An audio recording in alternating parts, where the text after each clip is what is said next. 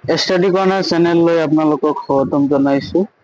আজি কেইটামান MCQ প্ৰশ্ন চাম ক্লাছ 10ৰ 2 নম্বৰ অধ্যায়ৰ। ইয়াত দিয়া আছে যে যদি px equal to 5x plus 6 হয় তেন্তে ইয়াৰ মূল দুটা কি হ'ব? তো ইয়াৰ মূল দুটা আমাক উলিয়াব লাগিব। মূল দুটা আমি কেনেকৈ উলিয়াম? আপোনালোকে নিশ্চয় জানে যে আমি দ্বিঘাত সমীকৰণৰ দ্বিঘাত পলিনমিয়ালছৰ আমি মূল বহুত ধৰণে উলিয়াব পাৰো। তাৰ ভিতৰত এটা হৈছে উৎপাদক বিশ্লেষণ। তো যদি আমি এইটো উৎপাদক বিশ্লেষণ কৰো তেন্তে কিমান আছে 6 ধ্ৰুবক পদ 6 আৰু x স্কয়াৰৰ হৰক আছে কিমান 1। যদি আমি পূৰণ কৰো, পূৰণ কৰিলে কিমান আহিব 6 আহিব। সো এতিয়া 1 into 6 আৰু মধ্যবৰ্ত কিমান আছে 5 আছে।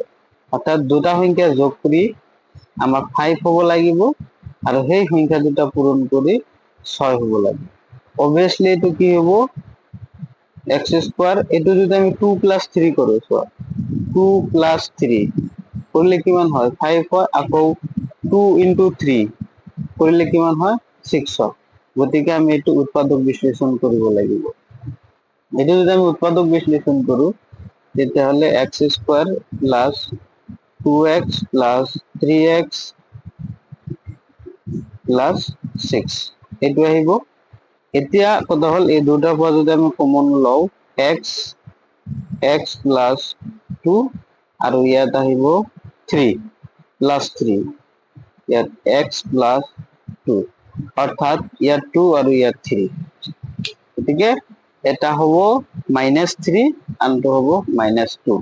গতিকে ইয়াত এনসারটো দিয়া আছে তো -3 আৰু -2। এটো আৰু এক লাইন কৰিব পৰা যায়, যেনেকৈ ধৰা এটো হ'ব x plus 3 আৰু x plus 2। তো মই ডাইৰেক্টলি এটো মই দেখুৱাই দিছো। এনসাৰটো আমাৰ এটো হ'ব। নেক্সট এটো হৈছে যে এটো হ'ব x square minus 4x plus 4।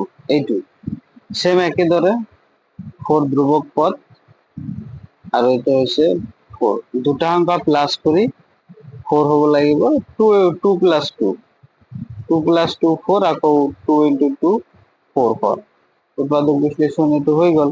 গতিকে এইটো আমাৰ হ'ব x square minus 2x minus 2x। এই মধ্যবৰ্ত আমি ভাঙে লিখিলো উৎপাদক বিশ্লেষণ কৰে আৰু প্লাস 4 কমন লোৱা x কমন, x ইয়াত 2 থাকিব আৰু ইয়াত 2 কো -2 কমন, ইয়াত x মাইনাস এটো যেহেতু 4 এটো 2 হ'ব।